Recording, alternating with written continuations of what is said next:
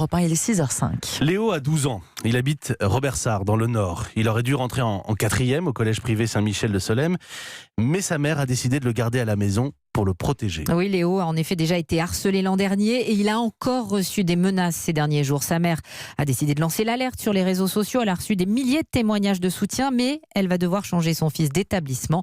Lionel Gougeot les a rencontrés tous les deux.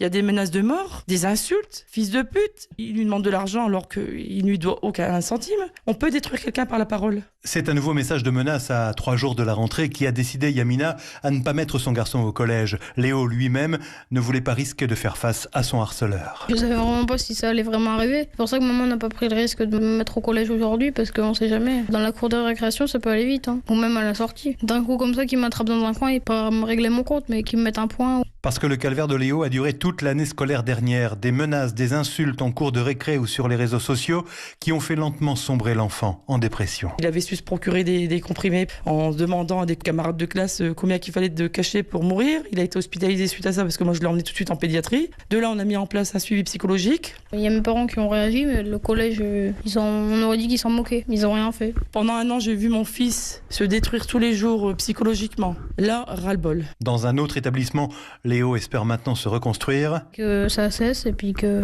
je trouve enfin des personnes avec qui je peux vraiment être ami et qui m'apprécient vraiment, qui sont sincères. Mais quitter le collège alors que mon harceleur y est toujours, regrette Léo, c'est un peu reconnaître que c'est lui qui a gagné. À Robertsart, Lionel Gougeot, Europe 1. Et j'appelle Yamina Messadaoui à 6h40 tout à l'heure, cette maman qui a décidé de ne pas envoyer le petit Léo pour sa rentrée de 4e. Cette question du harcèlement scolaire, malheureusement, des témoignages qui se suivent et qui se ressemblent.